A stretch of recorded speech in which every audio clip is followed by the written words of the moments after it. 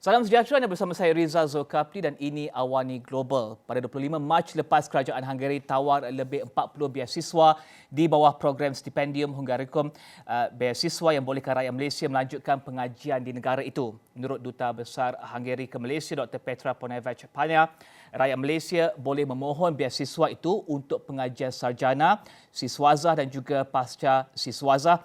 Program tersebut pertama kali diperkenalkan di Malaysia pada tahun akademik 2018. Stipendium Hungaricum Scholarship diperkenalkan kerajaan Hungary pada tahun 2013. Ia diselia oleh Tempus Public Foundation sejak 2015. Dan di sebalik program berkenaan, kita ingin melihat kepada hubungan dua hala Malaysia dan Hungary yang diwujudkan lebih 50 tahun lepas dan apakah peluang ekonomi dan strategi yang masih boleh diterokai dalam hubungan dua hala kedua negara. Dan bersama kita adalah Puan yang terutama Duta Besar Hungary ke Malaysia, Dr. Petra Ponevec-Pania. Thank you for joining us, Your Excellency. I think first of all, let's talk about the scholarship. I heard you received really positive response to the announcement of the scholarship. Tell us more about that. Well, first of all, let me thank you as well for having me and taking your precious time to spend with me. Well, a couple of weeks ago, I had some interview here on Malaysian news portals talking about the scholarship, and actually I succeeded. My aim to increase the visibility of this scholarship in Malaysia, which scholarship we provide since 2018. On a yearly basis, we provide 40 scholarships for Malaysian young people to come and to study in Hungary, in Europe. This scholarship was very well accepted and appreciated by the Malaysian officials, or wonderful colleagues at the Higher Education Ministry. And we are about to create the opportunity for the next years to be able to provide this scholarship further. So far, more than 80 Malaysian came and studied in Hungary. Some of them already finished their studies. We just created a WhatsApp group with them at the embassy, and I also had a video call with the ones that are currently in Hungary, would it be with their families or parents. So it was a great experience to get to know them and to learn, about their experience about Hungary, if there were any, questions coming from their side, we try to solve it. And yes, since this interview, I have received a lot of emails, phone calls, and sometimes I am stopped on the street. People are asking, about the opportunity. Well, to tell you the truth, for the next academic year, so which is 2021 and 2022, we are already done. I mean, the application could be submitted between the beginning of December and end of January. So for the next round, it is going to happen at the end of this year, for the academic year of 2022 and 2023. And you've got good relationships good relations with their students and also the alumni. We reached out to them, to those ones who are currently in Hungary.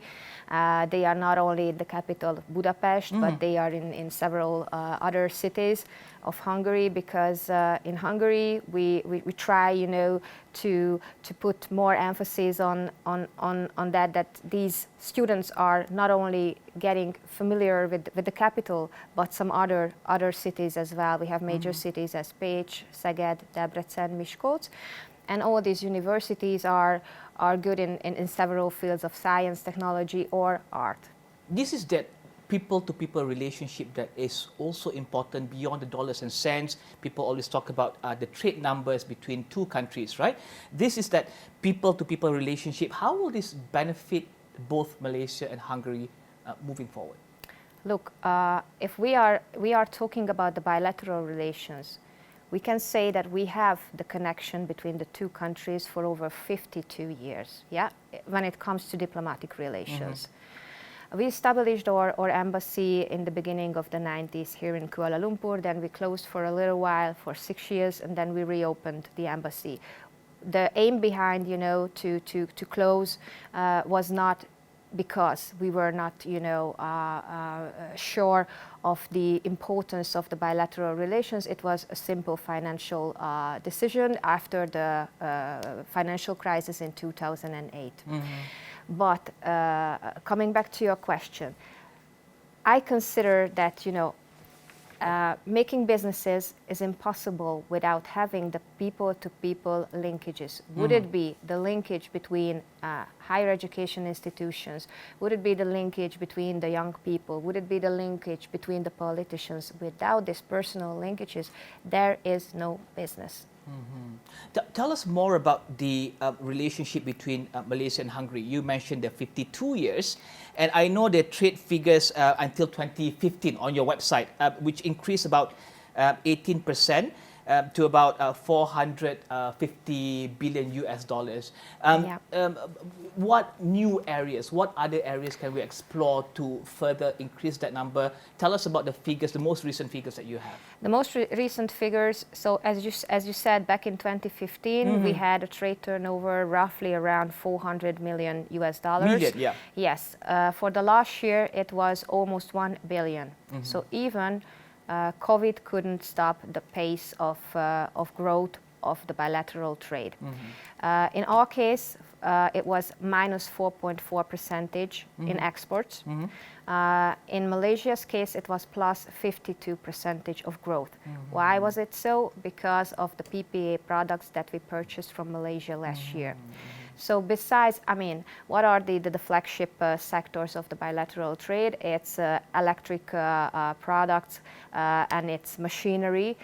I consider it will remain the flagship sector for the bilateral trade. But besides that, we see potential in healthcare, in ICT businesses, in financial sector, in construction, as well as waste water management. So there are several fields where we can be more active, in my opinion. Still, there is room for growth. Also, we would like to increase the processed products, Hungarian processed products presence here in Malaysia. By this I mean meat products, both poultry and pork products of Hungarian companies. Are you able to conduct discussions with the relevant parties during Of COVID-19? course, we are in ongoing negotiations. So COVID-19 doesn't harm the existing cooperation with the relevant authorities, like the Department of Veterinary Services, and we are in very much close contact with those authorities. Of course, the pace of the work has been a little bit slowed because of several reasons. Would it be political reasons, or would it be, just unfortunate event that a swine fever or the bird flu has just broke out in Hungary in the beginning of this year. So it's a long way to go, but I do really have high hopes for that. But from about $437 million to about $1 billion, that should be quite something, right? In just about 5 years. Yes, indeed. Indeed. So you can see that there is room for growth, and we are hoping for more. Would it be, simple export of goods or services, or some technology transfer? We are open and ready to do businesses with the relevant authorities over here and in Malaysia. And also, I would like to, give a signal to the business community of Malaysia, as well as to the business community in Hungary, because my main work is here to increase the visibility of my country, to raise attention towards Hungary, so that your business people would be aware that, wow, Hungary is the place where you have the lowest corporate income tax within the EU, and this is 9%. Where you have the lowest personal income tax, which is a flat rate of 15%. Hungary is the place in Central Europe with a wide density of highway and railway connection. Yes, it's the Hungarian government who is improving constantly the investment climate of the country. And we are reshaping basically every year the investment subsidy scheme that we are running. Just to meet the requirement of the business community. Yes, we introduced the dual vocational training for secondary schools and then afterwards for higher education institutions. So this is Hungary. This is my job to showcase my country over here. On that note, I'm going to quote some things back to you. Your bio, you were also the Deputy Secretary for Foreign Economic Relations and also Deputy State Secretary for Investment Promotion. So surely investment and economic issues are very close to your heart. Tell us, what are some of the areas that investors, local Malaysian investors, can invest in Hungary? Basically, when you are talking about Hungary, you are talking about a agricultural country. But if you look at closely to the figures, then you will soon find out that the flagship industry in Hungary is automotive.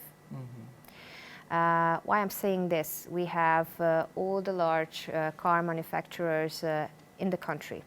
Hungary is the one and only country besides Germany, just to give you a good example, that has all the three major brands within the country. So if you buy a Audi, most probably the engine was made in Hungary. Or BMW, who recently decided some 3 years ago to set up its manufacturing site in Debrecen. Both they will produce electric vehicles and the regular engine vehicles. But we also have Daimler. Besides that, we have the Japanese Suzuki company located in the country. And in the recent years, what we witnessed and what we were encouraging more and more, that the battery production came over to Hungary. So such names as the Japanese GS Yuasa, or the South Korean SK Innovation, or Samsung SDI, decided for Hungary as a location within Europe. So for two countries who are looking at high quality investments. More and more we are going to high quality investments to create jobs with a high value added activity. Your Excellency, tell us about this Malaysia and Hungary Joint Economic Commission meeting this year in 2021, and what are the goals for this Economic Commission? As I told you previously, people-to-people linkages are extremely important in bilateral relations. We have signed the agreement on economic cooperation some 1.5 years ago, at the end of 2019, between the two countries. Yep. And this agreement enables us to set up the Joint Economic Committee. And the Joint Economic Committee, as you said, yes, it's going to take place. The first inaugural session will take place in 2021 here in Kuala Lumpur. The responsible ministries for that are, from the Malaysian side, it's MITI, and from the Hungarian side, it's the Ministry of Foreign Affairs and Trade, because Foreign Affairs and Trade, it means that basically you have a ministry back at Hungary, which is responsible for foreign affairs and foreign economic relations. So it's like combining MITI and Ministry of Foreign Affairs over here. The delegations will be headed by the two ministers on both sides. And what we are aiming from this Joint Economic Committee, have regular political and economic dialogue between the two countries, so that we can explore the potential cooperation fields between us, and also we can raise, issues, open questions that might hinder the bilateral trade and investment relations.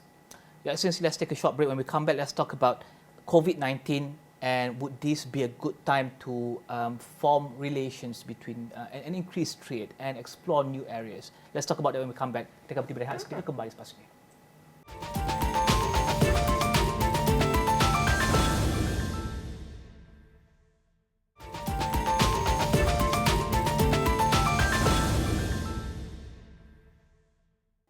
Bertemu kembali, kita membincangkan berkenaan dengan hubungan antara Hungary dan juga Malaysia bersama dengan Duta Besar Hungary ke Malaysia, Dr. Petra Ponevec Panya. Puan yang terutama, Your Excellency, tell us about this period, this very uncertain period. Is this a good time to increase and to look at new ways to increase trade between two countries, to explore new areas? Some countries are really busy looking at their domestic issues and try to solve the spread or stop the spread of COVID-19 in their respective countries. But we have this meeting this year, this joint committee meeting, economic joint committee meeting this year. How will this meeting move forward, and what are some of the areas, and how do we move forward during this very uncertain period? Well, as I previously mentioned, COVID and the outbreak of COVID has not harmed the bilateral trade relations between the two countries. Malaysia even succeeded to increase the export by 52%. To tell you a couple of words about Hungary. Hungary succeeded to attract plus 140% of foreign direct investments coming to the country in the year of 2020 than in the previous year. What does it mean? 2.5 times more as in the previous year. And it was thanks to the measures that the government has introduced to encourage the companies that are already located in Hungary, would it be a medium-sized company or a large company, to maintain their activities, to avoid layoff of the employees. Cash grant was given away towards these companies. Approximately 3.3 billion ringgit was given away to 830 projects. And by projects, I mean to companies that were dedicated to grow further and not stop. But what makes Hungary so interesting to all these investors, besides the measures that you mentioned earlier? Why Hungary? Why not other countries in Europe? I think that the most the key point for any business leader would be the already mentioned 9% of corporate income tax. Also, the 15% of personal income tax. Besides that, we have several tax allowances. Like for instance, if you start your business, your operation in Hungary for 12 years, you can get a tax allowance of your income up to 80% year by year. So I think with these measures, with these subsidies, plus, with the recognition that the economy must be built on the need of the businesses, we succeeded to attract these investments. To tell you the truth, one thing makes me proud of the achievements of our country, is that the 2/3 of these investments is a reinvestment, as I call it, reinvestment. So companies that are already or have been already operating in Hungary decided to do another investment or increase their capacities. What does it show? That they have trust in the country, that the investment climate that has been created is improving. The stability is another key factor for that. This is the political stability of the country, what I mean. The current government is in charge since 2010. 3 elections have been taken place since 2010, and they won with a 2/3 of majority.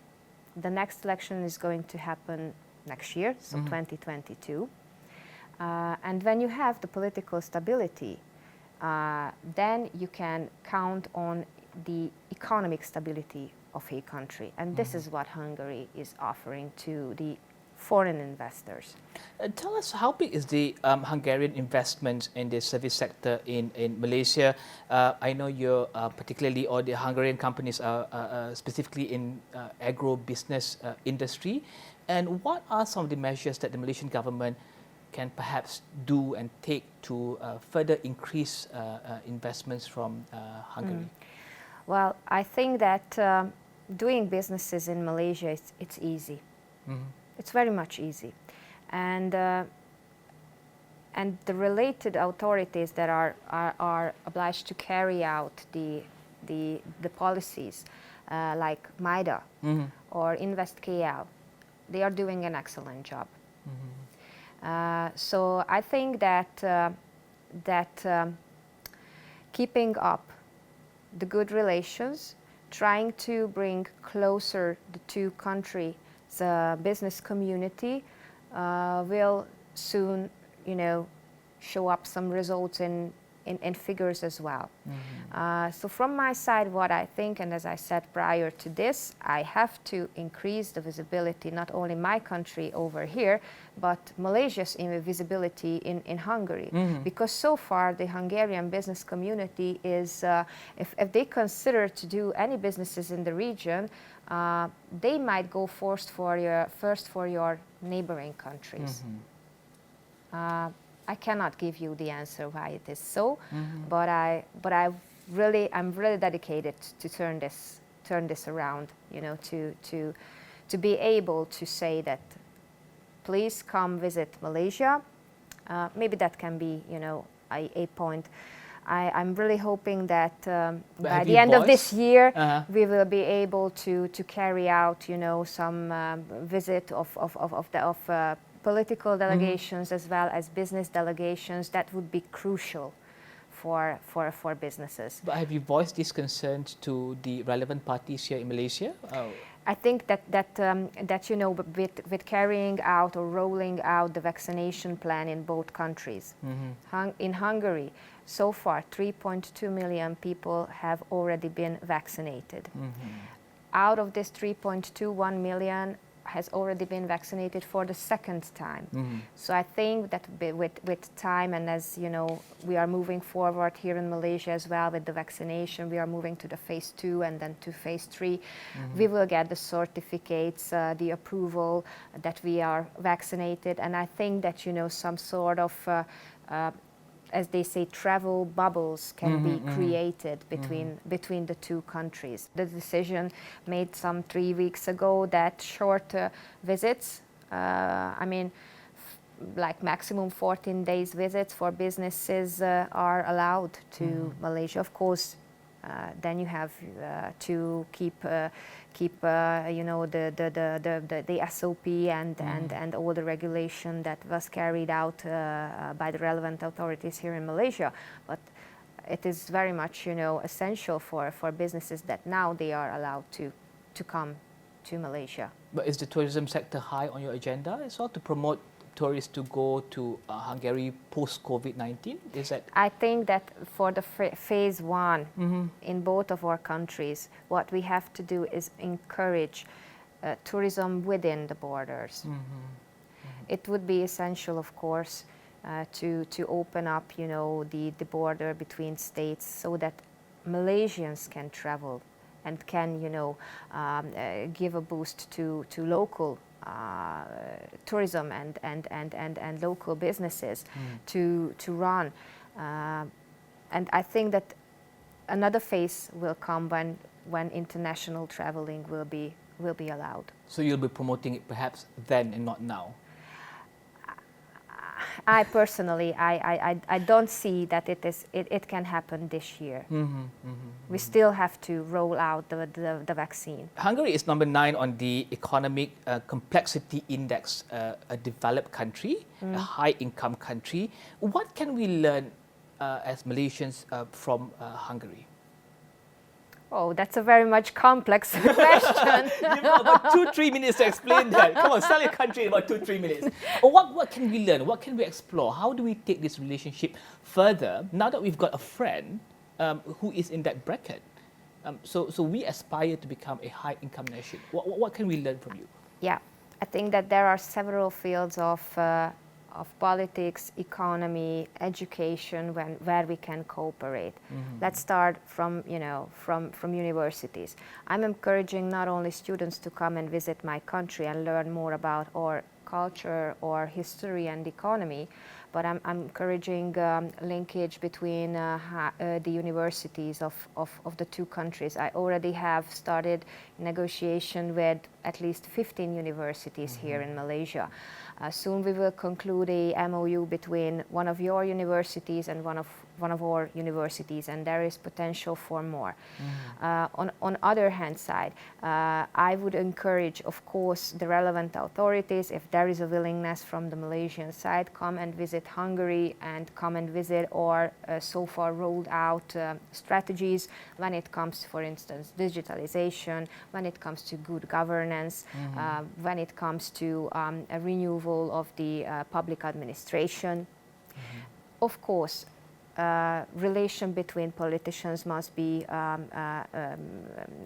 enhanced, and last but not least, we have to create the opportunity for the business community to visit each other's country, and I would be more than glad if I could have a delegation to Hungary of any Malaysian investors or traders that are considering to set up any businesses in Europe. On that note, thank you very much, Your Excellency.